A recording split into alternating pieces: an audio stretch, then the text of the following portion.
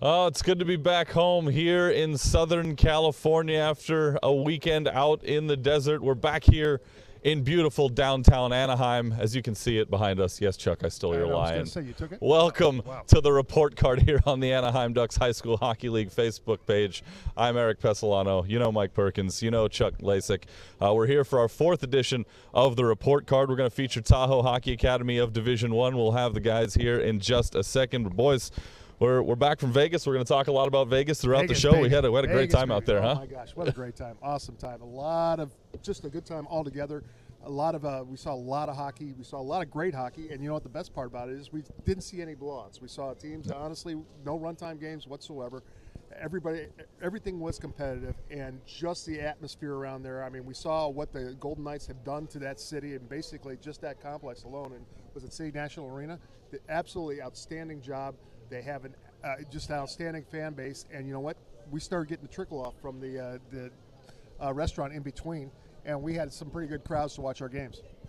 What a great experience for all the teams. From all the teams that did not go, I have spoke to several different coaches across the league. They're very excited about trying to make this happen for next year. So, what a great time. We had a blast.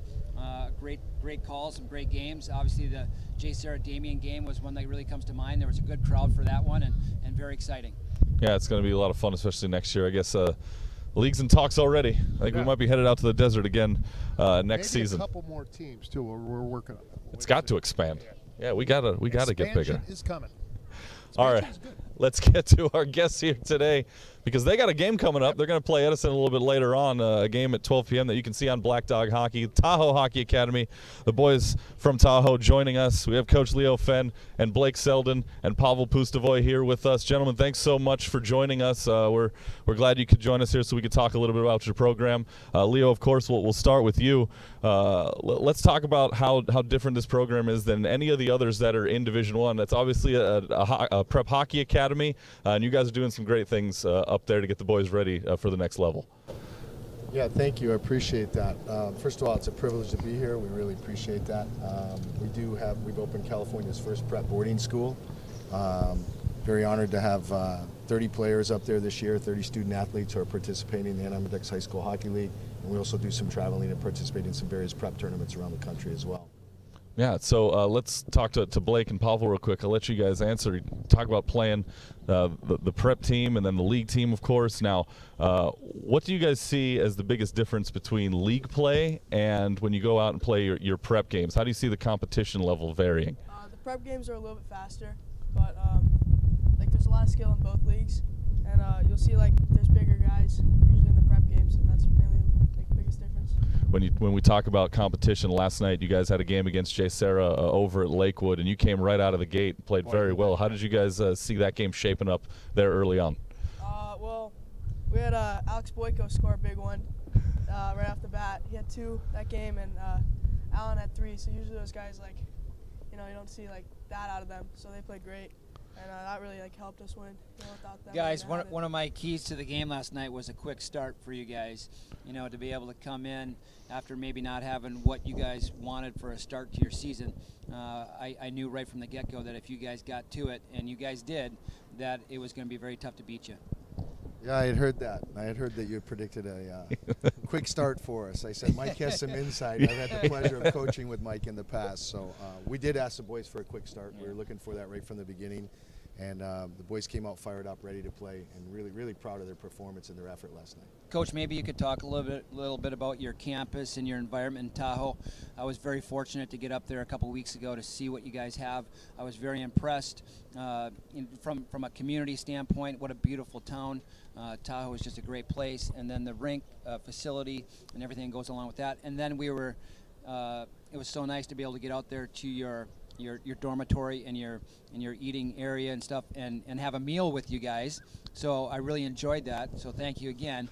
But what a great spot, what a great experience. Can you tell us a little bit more about what you guys have in store for the future? Sure. First of all, that was a unique experience, going to battle against each other and then dining with the team that you just finished a game with. I think definitely puts a different perspective, kind of like the silver stick, you know, where it's about the camaraderie between the players and the teams. But we've built a campus up there. We have 16.2 acres, beautiful Tahoe, South Tahoe area. We just finished our dorm, which holds approximately, can expand between 40 and 80 players. 2 floors. We have a varsity on 1 floor, prep on the other floor. And then we have a common area lodge, which has the dining hall, commercial kitchen, admin offices, and players lounge, as well as a rec area for them as well. That's our phase 1. Phase 2 will be breaking ground probably in the spring next year. And we're going to add a 15,000 square foot dorm, and we're looking to add at least 2 more teams and training facilities there as well. Pavel, maybe you could talk a little bit about your daily routine and schedule, what it looks like to be a student athlete at Tahoe, and you know your academic schedule, and then obviously your athletic schedule as well. We're all interested to hear about it. Yeah, so in the mornings we go to practice for about a couple hours, and then from there we head to school. After school we have a beautiful gym that we go to, and then we stay in school. We have tutors. If anything, we go and do some online school, and then whatever homework we need to do. That's around about 6 p.m. We're done with our day. Yep. That's free time. And then we just go back to dorms, have free time dinner, hang out with the boys. What do you guys do during your free time? You mentioned free time. Well, free time is as long as the grades are in order. Yeah. Well, free time. I was free time waiting for that, Coach. We play basketball when it's not snowing. We have NHL set up, so we usually do tournaments. We just got a poker table. Oh, wow. And we've been hitting that up a I lot. did see a ping pong table, which I know that Yeah. if I was there, I'd be at that table quite a Yeah, bit. we use it quite a bit. But really, like now, what we do is poker. We're pretty into that. All right. Blake, we talk about city for it, yeah. what the daily routine is and how you balance playing hockey with the schoolwork. You were just named team captain as well, so I'm sure that's a little extra that's on your plate. What was it like to be named captain of this team and to be able to be the main leader with this club? It was pretty exciting. You know, I'm happy to be able to lead this team and do the best I can to help us win some games here. And yeah, it was nice. On the other side, if I could ask Pavel just quickly, newer to the program, I was talking to Leo right before we went on the air, and he was mentioning how great your progress was in just 3 months. What's it been like for you to transition with this prep academy? And we've seen it on the ice. This guy's flying out there. We saw him last night. But what's it been like for you to adapt to this program? It's unbelievable. You know, everyday practices really just helps out. You know, it's high intensity, so when you're out there in games, it's so much easier. You know, speed, strength. You know, just gets so much better after 3 months. Coach, also the high altitude training helps him a lot. Again, we're training at 6,200 feet. Wow. Pavel's circumstance, the amazing thing is he came from hockey, in NorCal, and to see him progress like that is just phenomenal. It's amazing what he's doing, and again, we have a lot further to go, but again, getting scouted 2 weeks ago, you know, by LMU, that was really a great opportunity for him, and again, that's the goal of Tahoe Prep Academy, is to develop our student athletes to their full potential academically and athletically and help them get to college.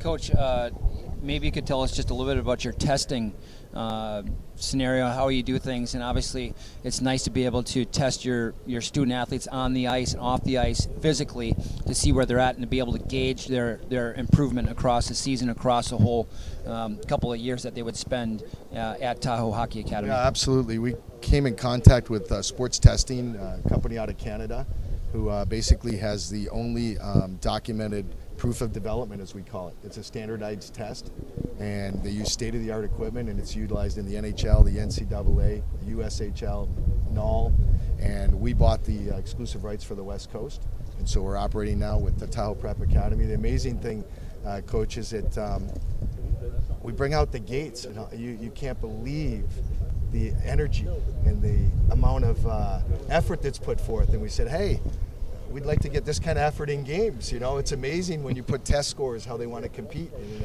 the great thing about the testing is the ability to test from beginning to end, provide the parents as well as the student athletes documented proof of development, as opposed to taking coaching lessons and wondering and hoping. You actually have the proof in your hands. And the great thing also is the players have the ability to compare themselves to other athletes. So they can see like and similar. They can compare themselves to Shattuck St. Mary athletes. They can compare themselves to USHL or NOL juniors all the way up to the NHL. And we think that's a great incentive for them as well. Coach, one question. Let's focus on the season a little bit. You guys were my dark horse prediction to end up taking the league at the end. I had heard that. Obviously, first several games of the season have not gone your way, but it was kind of mirrors what happened last season. You guys basically, you're in it for the marathon. You're not in it for the sprint. So basically, you build up. You maybe start a little slow. Is it an adaptation process on how the season advances? Explain it. I mean, basically, it seems like you're built up for the playoffs to the final. Well, you know what? I mean, again, it's a process. We're bringing kids from all over the country together. They have to work together for a while and develop a chemistry. Our training system and the systems we run are a little bit different and unique, and I think that as the best explanation I can give, as I explain to the parents, is they're kind of learning a foreign language at first. You know, a lot of them are center, right wing, left wing, and haven't been taught F1, F2, F3. And they're learning this language, and as they get it, and they start realizing and they build their confidence in each other, they start trusting each other. Trust is a huge thing with the coaches as well as the players. Can we trust the player to run the system the way we're asking him to? Can we trust him? And the most important thing for us, I think, that is really, they begin to flourish is we take away the fear of making mistakes. We tell the players we welcome mistakes at Tahoe Prep Academy. We ask one thing: let's learn from our mistakes. By doing so, inherently, they become a better hockey player every time they make a mistake, because they learn from that mistake as opposed to duplicating the same mistakes, which, as coaches, have a tendency to drive us a little crazy at times. I wanted to ask Blake and Pavel, either one of you can take this one. You guys got a game against Edison here later on today at noon. You jumped the Chargers in the standings with your win last night. What do you have to do later on today, either correcting from what you didn't like from last night, or what you think you can improve upon to get the W later on today? We have to keep the same energy we had. First and third period last night was really good, so we got to correct our second period and have 3 good periods instead of having 2, and we'll take the W for sure. And Pavel, what do you think? Same question. We just got to dominate in every aspect of the game, you know. Have to come out strong like Coach always says, and just never stop, never look back. All right. Well, guys, thanks so much for joining us here. We know you got the game. We want to get you back inside so you can get ready to take on the Chargers. We really appreciate your time here today, and congratulations with everything going on so far this season. Thank you very much. We appreciate the job you guys do, and we're honored to be here, so thank you very much. No, thank you. Thanks, guys. Good luck today. That's Leo, Fenn, Blake Selden, Pavel Pustovoy from Tahoe Hockey Academy coming here to talk to us on the Anaheim Ducks High School Hockey League Facebook Live page here. You're watching the report card, our 4th edition out of 7 so far. 4 out of 7. No kidding. Gosh, we were just talking about doing this. What? It felt like last week. Yeah, it was. We had the meeting, the brainstorm meeting. And was that yesterday? Oh my goodness. We're 9 days from show number 5. From December 25. So the season is flying by. We've seen a lot of great hockey, and I'm sure there's a lot of great hockey to come. Yeah, we're going to recap what happened at the Vegas Showcase last week. We're going to get to that in just a little bit, but we do have our players of the month from November here with us today. I'm going to start with Division 2. We're going to talk about Hunter Bartow from Las Vegas United, unable to join us here. It's a little bit of a distance to get out here to join the show, of course. We made Trek last week. Come on. You can't do the same thing. Well, it took us a year to get out there. That's true. We saw enough of Hunter Bartow last weekend to really know what type of player he is. He's a skilled hockey, high hockey IQ type of player. He's got great passing, great vision, and then he's got a couple of line mates that he plays with that really complement his style of hockey. But he's a very tenacious player. He's effective on the penalty kill. He's effective on the power play, and he is very fun to watch. Yeah, he's a sophomore from Centennial High School out there in Nevada. 6 goals in their 2 games in November, a couple of those on the power play. And more importantly, the Golden Knights got their first win of the season during November. It was that overtime win against Poway that we got to see here in Anaheim. That was absolutely outstanding. Absolutely outstanding job. You got to give him credit. I mean, that team is actually building up as they go along, too. And you know what? After seeing what they did to others in Vegas last week, I mean, Bartow is basically the straw that stirs the drink in that thing. They're going to be a force when it comes to, and you know what? If I'm saying John Bosco, I might be looking over my shoulder a little bit. All right, let's bring in our other 2 players of the month. Of course, Hunter Bartow from Division 2, but we have our Division 1 and Division 3 players of the month from November here joining us. Jacob Furry from Orange Lutheran. He's becoming a regular on the show. He's our first 2-time guest. Just take my mic. There you go. Just host the show. Exactly. So Jacob Furry from Orange Lutheran. Patrick Gardner from Beckman over there on the end. He goes to Foothill High School, but representing the Patriots here in the Anaheim Ducks High School Hockey League. Guys, thanks so much for joining us. We appreciate your time. Yeah, thanks for having us. Thanks for having us. Jacob, we'll start with you. You guys don't have a game today, but you took the time out to come join us, so of course we do appreciate that. 4 goals, 3 assists in your 2 games against Bellarmine during the month of November. We were talking a little bit before we got on the air. You guys haven't played since the last game of the J. Sarah tournament, not even as much as a scrimmage, but what do you have to do in that whole month span that you have no games before you take the ice against J. Sarah next week? Yeah, that's a good question. I don't know. We've just been practicing a lot on like battle drills and stuff in practice, and we recently just got in the weight room, so we've been hitting those hard. So I don't know, just keep pushing. Practice get a little chippy after a while when you start those. Oh yeah, oh yeah. Last practice was really chippy. Before we get too far into the hockey side of stuff, so I've got a quick story for you. So one day I'm over at Barnes & Noble over at Irvine Marketplace, and I'm with my son, and I'm walking around. We're looking for a few books, and I look over, and there's Jacob Furry studying at Barnes & Noble. So not only is he a heck of a hockey player, he's a good student as well, and he puts a lot of time and effort into it. So told me a lot about you. Thank you, thank you. No, that's a pretty good story. Hey, I'm going to look at our producer, Christian Ilten. Does Barnes & Noble sponsor us? I don't. They don't, right? Okay. I should have said an unnamed bookstore. Yeah. Sorry. Oh, goodness. But let's talk a little bit about the rivalry with J. Sarah. Now, obviously, everybody's shooting for Santa Margarita this season, but it's always a good time when you guys get on the ice with the Lions. What do you see when you get on the ice against J. Sarah? I just see like size. To me, I came in as a small guy, so size was a big one. And like you have like Blake Reed, that's like a powerhouse, to be honest. So I see size and just skill. They're quick too, so it's like you got to get on them. You guys are currently sitting in the 2nd spot right now in Varsity Division 1. Santa Margarita way up there. Of course, they've been almost unstoppable this season. What do you think your team has to do to put together to take down the Eagles come playoff time? We just have to be dedicated, I feel like. We have to work harder in practice. One thing that's like key for us is like coming together as a team. We need to really like bond. So team bonding exercises are needed. Coach Joe, that was for you. I got a question for you. You're senior right now, or senior? Senior, yeah. Senior. What's plans after high school? You gonna still continue playing hockey? Yeah, I want to play hockey. I'm looking at like a couple junior teams, still hoping for that, and then from there I want to go to like D3 or D1 club college. Patrick Gardner with us also from Beckman. He was the Division III Player of the Month, senior from Foothill High School, of course. 3 goals, 3 assists for you in 2 games in November, both blowout wins, 12-2 over Servite, 8-0 over Las Vegas. You had a hat trick in that game against Servite. How has Beckman been so dominant this season? Every time you guys get out there on the ice, it seems like it's over before it even starts. Definitely our chemistry. We have a lot of seniors and juniors. I mean, we've been playing with each other for 4 years, 3 years. So we get each other. We know where we're going to be. We have great coaches.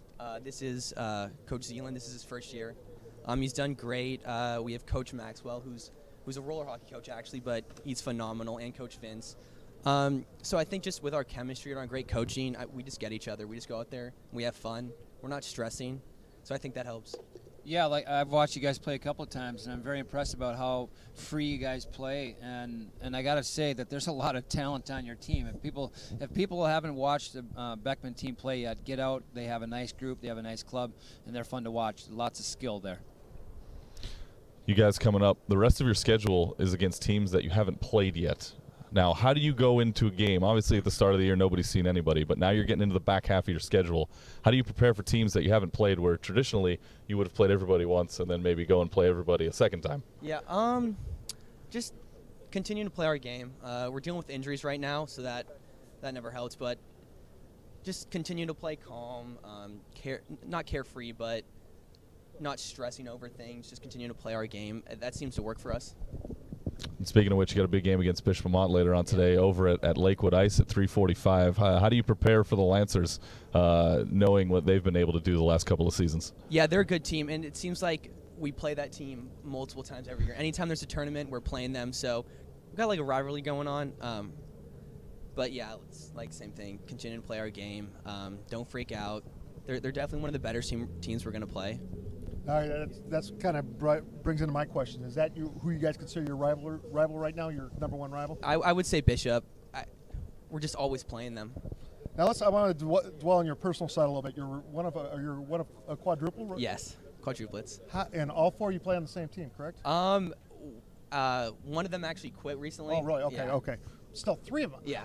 How are your parents still alive? Honestly, Yeah. I'm trying to figure that out. I mean, I that's ask some that question a dedication. lot. That's Or some not, dedication. not broke. Or, exactly. Or, I'm not sure. I haven't seen your dad recently. Does he still have hair? I'm still trying to figure this out, but that has to take a huge dedication. Yeah, it's still there. It's pretty gray though. But yeah, huge shout out to my parents. It wouldn't be possible to be playing if it wasn't for them. Yeah, we don't always get along, but we get each other as well. There's chemistry there. I mean, we've been playing since we were squirts. There's only been 1 year when we didn't all play together. My goodness. Yeah. Who's the oldest? I'm the second oldest. Yeah. My brother David's the oldest by like a minute. By like a minute. Does he Yeah. hold it over your head? Yeah. Never? Yeah. Oh, my goodness. Let's talk about your team a little bit defensively. The most amount you've allowed in a game this year was 4. You did it once. You allowed 3 once. Everything else has been 2 or less. What is it that you guys do defensively that may even outshine your offense? I mean, I would say our leaders are on defense. My brother John and our captain. They're actually both captains. Yeah, we stress defense. We have a very good goalie. And we just don't let teams get the puck, which usually helps. Yeah, I was just going to say they have a lot of skill on the back end, and I just got to give a little shout out to Grayson Yada. Yeah. Yeah, who's a very highly skilled player. Very smart player. Yeah, he's fun to watch. Well, gentlemen, thanks so much for joining us here on the report card. Congratulations on winning Player of the Month for November. We wish you success in the future. And, Patrick, give our best to your brother John. We were talking before. He got injured last night in a roller hockey game, but hopefully he'll be able to recover real soon, and we'll see him back out on the ice. Thanks, guys, for your time. Yeah, Thank you. Thanks, guys. Jacob Furry from Orange Lutheran, Patrick Gardner from Beckman, your Players of the Month in Division I and Division III, respectively. Since I gave Grayson a shout out, I got to give Aiden Petrie a shout out as well. So, anyway, both those guys play for Beckman. Very exciting, fun to watch. What a great representative of their team over there. So, very neat to see. Yeah, Aiden Petrie is another one of those injuries that Yep, he's injured. that Patrick was alluding to. So he's going to be out today in that game against Bishop Vermont. They're going to be a little shorthanded, but we'll find out if they can remain undefeated. But Beckman, one of 2 teams in the entire Anaheim Ducks High School Hockey League who do not have a loss to their credit so far this season. It's them and Santa Margarita. They're doing something right over there down in Irvine. All right, now we can talk about what happened last weekend. Oh, my goodness. Shall we talk about the Vegas Showcase? Where the do we first begin? One? Where do we end? Yeah, that's a good point. Well, let's start at the beginning. We'll start with Friday afternoon, right? We come into town.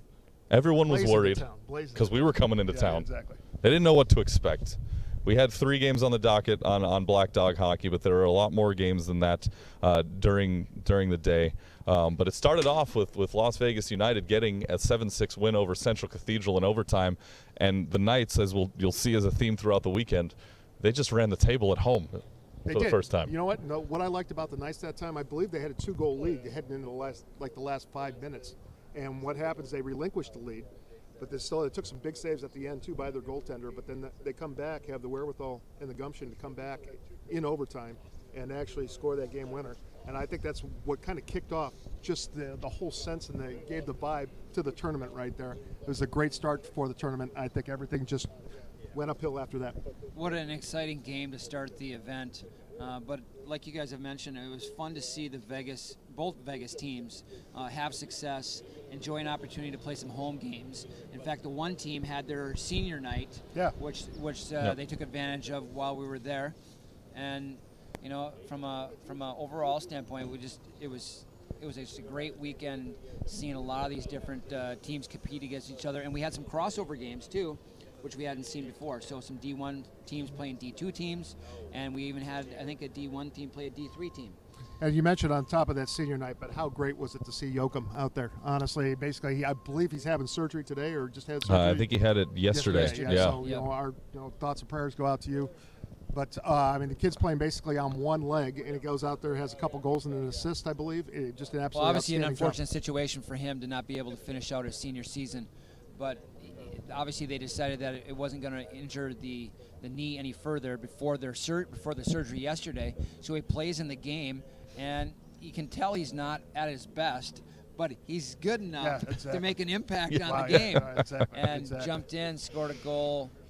was involved. I think was he a goal and assist? Goal and assist, Yeah, goal and assist. There you go.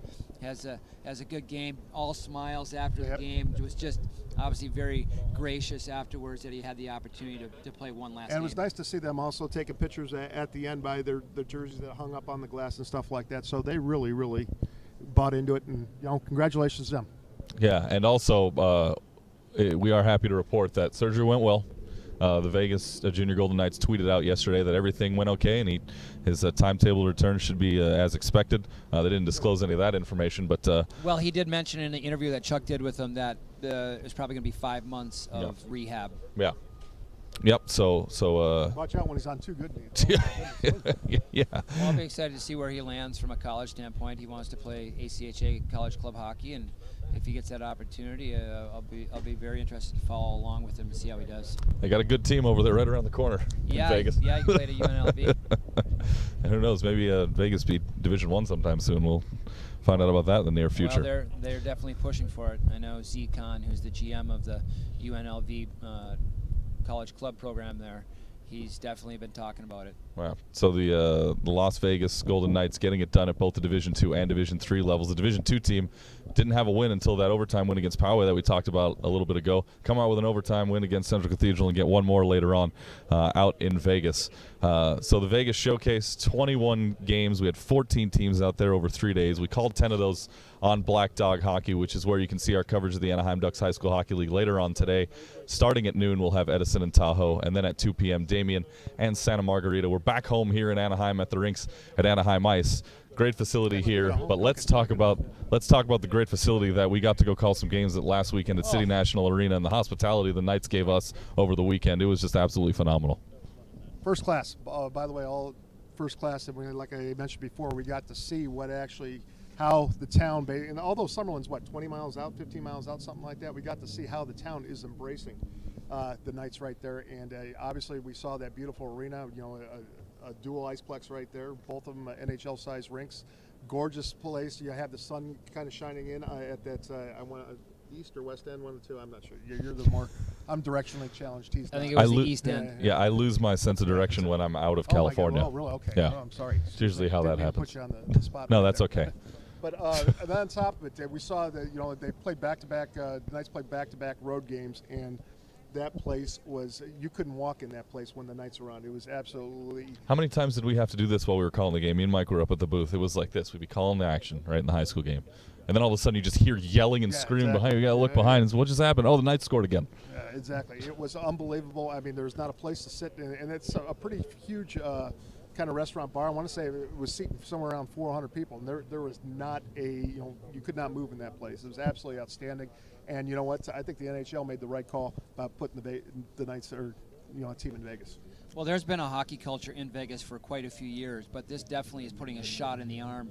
And to see those people in the restaurant watching the game when they're on the road, when the Las Vegas Golden Knights are on the road and they have a crowd in the restaurant at the rink where they practice, it reminds me a lot of what goes on with the San Jose Sharks. The Sharks have their restaurant in their facility where they have watch parties and obviously specials on meals and drinks and all those kinds of things. So the same thing was going on in Vegas, and to see all those fans get behind it, and of course they're having such a great season.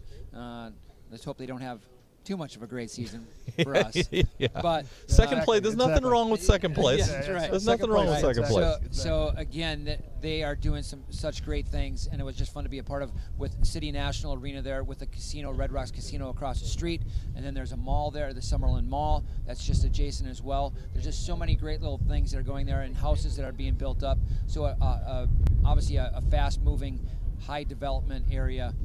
And hockey's going to be at the forefront. View from that facility. Hockey's going to be at the forefront of that culture in that neighborhood there. So I would love to see in maybe 17, 18 years hockey players who are from Summerlin, Nevada. Yeah. On somebody's roster someplace. And It's going to be coming soon. See Summerlin, Nevada. Well, it will be because of what happened now. Exactly. Yeah, absolutely. And we want to thank Daniel Patterson for all his help out there from City National Arena, helping us get out there to do all those games. While we did have that showcase out there, we did have business to attend to because we had some league games. specifically at Division I. We talked about how great the J. Sarah Damien game was. It was a 5-2 win in that game for Damien. They scored 3 goals in the first period on their first 3 shots, and that pretty much did in the Lions for the rest of the game. They tried to catch back up. Blake Reed tried to help out, but it was all Damien in that one, and they got the big win against the Lions. No, exactly. I believe that's the whole thing that killed them right there. It was. I mean, they were basically that first period we saw Edison play was probably one of the best first periods we've seen a team play. Sans maybe Santa Margarita all season, but it was absolutely outstanding. And I tell you what, if that team plays that way like they did in the first period for the rest of the season, they could still keep Coach Perky's prediction relevant about being a team to watch for in the playoffs. Yeah, in that game, Seth Davis had a hat trick. Jalen Cordura had 2 goals for the Damien Spartans. Coach, let's talk a little bit about those Spartans and how when it comes to those 2 guys, you better just stick all 5 of your players on those 2 guys to try to stop them from scoring. Well, but the 5 goals between them, and they get the big win. Obviously, those 2 players are high skill, high hockey IQ type of players, but they have some good support staff with Aiden McDonald and Jake Bivens, who do such a great job. And they have some other players too that are getting some things done as well. So it's not just those 2, but obviously both of them fun to watch, very electric. Cordura's goal, the first goal in that game, was a short side backhand, short side shelf. I mean, that's something to watch. And then obviously Seth Davis scored a couple of goals too. He scored he was coming in off the left side. He's a left shot, and he pulled the puck all the way across his body to his backhand and threw it up over the goaltender's shoulder on the other side. That's a pretty advanced move. They turned you into Chuck on the air. There were a couple of times where even you went, oh boy. I'll tell you one thing that after the first period, Coach Trotz, after interviewing, boy, he was grinning from ear to ear right there. I mean, there's nothing bad he could say about his club at that point. That was honestly one of the best first periods of hockey we've seen a team play all season. So the other game that J. Sarah played in Division I, the other Division I matchup we had, the Lions beat the Edison Chargers 4-3. Lions were down a goal. They scored 3 unanswered and were eventually able to hold on in the end. So the Lions split their Division I games over the weekend and helped them jump right up into the middle of the pack in Division I. A good effort by Blake Reed in that game. Did a lot of really good things. Not to mention Mikey Pellegrino, Jake Hager, guys like that really get things done for the Lions. And we're going to look to those guys to really kind of help them kind of rebound from last night's game here, moving into the second half of the season. Yeah, 2 goals and an assist for Blake Reed in that one. We'll see those guys in February. Yeah, February. Yeah. For the report card. Oh, that's right. They're going to talk about the All-Star game. Okay, so I was talking about the All-Star game. That too. Well, we have a couple ways to see it. So exactly. We'll have those guys on for the report card. It'll be good to be able to talk to them at that point of the year. They'll probably have a pretty good idea where they're going to land in the standings, and then where they're going to end up and who they're probably going to be playing come around playoff. I promise I'll have a nickname for Blake Reed by then. So been promising that all season. We'll get there eventually. It's hard to get with Junior. I got to try to figure something out. It's a tough one. So that's we'll a good point. Work it out. Well, like Chuck said, the Anaheim Ducks High School Hockey League All-Star Game coming at you February 7th. We'll have coverage for you on Black Dog Hockey. We'll do 3 games at 4, at 6, and at 8. Of course, the JV game, the varsity game, and the senior game coming at you once again from Honda Center. Our lone trip over to the big house this year will be the All-Star Game. I can't wait. Oh, yeah. Oh, that's right. That'll be your first one with us on the air. Get to go up in the press box with us this time around. It'll be a lot of fun. The other league games that took place over in the Vegas Showcase, the Golden Knights at D3, we talked about that game. Their 7-4 win over Woodbridge. The Knights are moving up in Division 3 and looking for better seeding headed to the postseason. No, exactly. I think that's going to be, as we mentioned before, just an absolutely outstanding. I mean, it's amazing what home cooking does for you, and they're proving that they could be relevant come playoff time. Well, the D3 Knights, they're a hard-working group. They just get after it. They play hard. They don't pull any punches. They just get the puck. They get it going towards the net, and then they're going to go with it. So they're maybe not the most skilled group, but they play hard every single game. I like their back line, too. Yes, they're very nice. They had a couple of playoff wins last year, too, so they're trying to build on that momentum. Coming into this playoff year. The Division II level, Vegas won that first game in overtime on Friday. They came back. They beat Pacific Ridge on Saturday evening. How about Joseph Tirana with a couple of goals and an assist? We already talked about Hunter Bartow, who was our player of the month, and John Hallett, who you got to talk to, Chuck, after that game. Oh, like I mentioned, Hallett's just a big boy, but on top of it, he has just a heavy shot. I believe he had 1 or 2 goals. I knew he had a goal in that the game I did interview. him in. But he's kind of like the straw that stirs the drink, honestly. I mean, if you need a big hit, that's why he wears the C for that team as well. I mean, basically, they're going to feed off him, and he does an outstanding job in terms of leadership, just an absolutely outstanding player, and I'm looking forward to see him in the second half of the season. Well, don't forget about Walker, too. He's the third of the three amigo line there with Toronto and Bardo.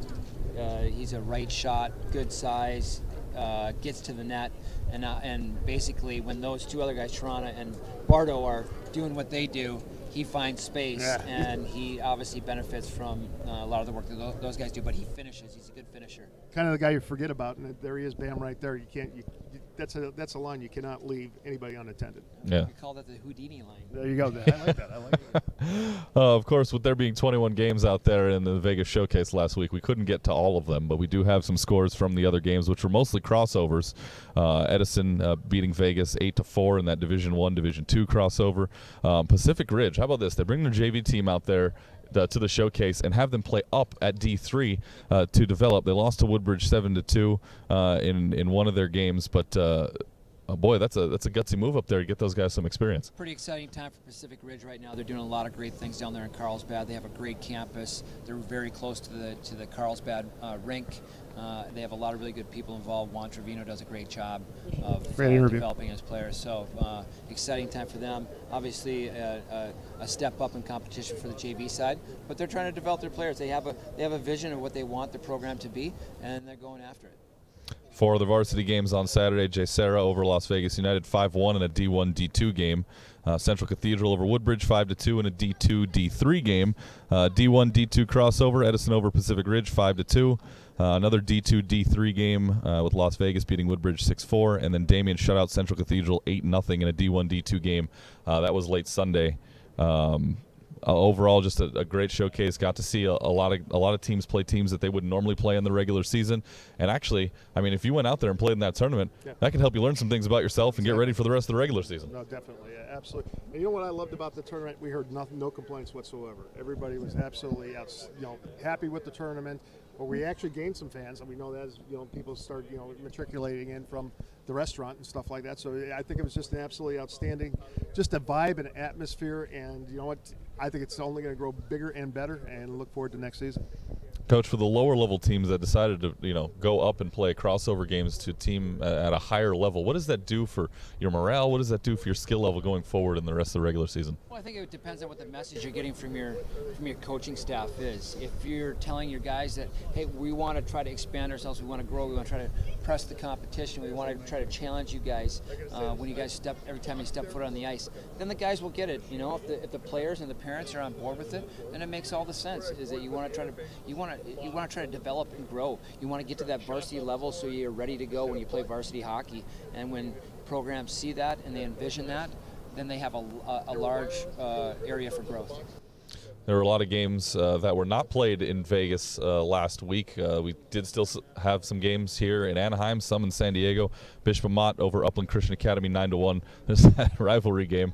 But the team that used to be one now split in two, and the Lancers come out and they get it done. Elijah O'Neill had a hat trick in that game. Absolutely. It's good to see that team. We've had some close ties with Bishop Amat throughout the years, and with the Egger family especially, it's good to see them move forward and stuff like that. But it's good to see that program go, and there's something extra especially when they play Upland Christian. So it's kind of interesting to see what goes on, and that team's, like I said, that's going to be a tough team, especially. It seems like I sound like a broken record, but honestly, that's going to be a real tough team come playoff time. Yeah, they had a win over Huntington Beach last week, also 8-3. Corona Norco shut out Mater Dei 6-0. Los Al over Servite 11-6. La Jolla Country Day 3-2 winners over North County. How about the Tories? All of a sudden up in third place now in Division II, and maybe giving Capo and Bosco a little bit of a run here as the season goes on. Yeah, I'll be excited. I have not seen them play as of yet, but I know, and I've been around that program enough and coached against them to know that they're another one of those programs that has a great vision. They see what they're trying to do. They're trying to grow things out, and they grow over the course of a season. So I'll be excited to see them and where they end up at the end of the year.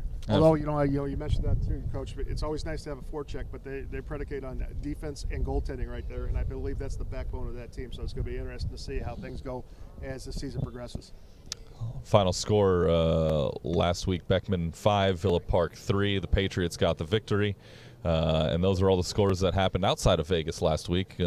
Vegas, baby. Gentlemen, before we wrap things up here on the report card, final thoughts about the weekend in Vegas, and I know I'm looking forward to it next year already. When are we going back? Hey, Exactly. when are we going back? The commissioner's standing behind the camera. Well, I'm asking him. He says 51 weeks, which would be exactly, yeah. It's been a week since we've been there already. My goodness. Exactly. Yeah, I can't wait. What I can say is this: is that it sure does provide a nice opportunity for teams to do a little bit of travel, very easy travel, play some games. And I think the vision at some point is to bring some teams from the outside to be a part of this, maybe some teams from Arizona or Colorado or anywhere else across the country or North America for that matter. So there's a little bit of an outside flavor of some of those games, but also to have some interleague games that, like the J. Sarah Damien game, it was very electric. There was a good crowd, and it was a good time. It was a great game to call, too. Yeah, it was. We had a great time out there in Vegas. I want to, again, thank everybody out with the Golden Knights for their hospitality while we were out in Vegas over the weekend. Well, that's going to do it for our 4th episode of the Report Card. Tahoe Hockey Academy kind enough to stop by. So I want to thank Leo Fenn and Blake Selden and Pavel Pustovoy for their time. Of course, our varsity players of the month from Division I, Jacob Furry. From Division III, Patrick Gardner, for stopping by. For him right there, He's becoming our recurring guest. Exactly. He's like, I was going to come up with an example of who showed up on Johnny Carson the most. But first of all, I think all the high school kids watching this probably don't know who Johnny Carson is. Yeah, that's true. That's true.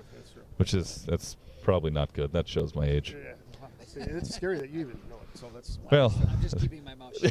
Yeah, exactly. And 90% of the time, that's probably a good idea for the 3 of us. Exactly. Again, want to also thank Andy Dickerson from Black Dog Hockey for allowing us to do this and getting the show on Facebook Live. To our commissioner, Matt Blanchard, and also to Art Trottier from the Anaheim Ducks. Don't forget, coming up today on Black Dog Hockey at 12, we're going to have a doubleheader of Varsity Division I action. Edison takes on Tahoe first up, and then at 2 o'clock we'll have Damien and Santa Margarita. For the coach, Mike Perkins, Chuck Lejsek, our technical director and cameraman, Christian Ilten, I'm Erik Pessolano saying so long from the Rinks at Anaheim Ice as you've been watching the report card here on the Anaheim Ducks High School Hockey League Facebook Live page. We're going to do this all again next week, so hopefully we'll see you next Saturday, everybody. Have a great rest of your weekend.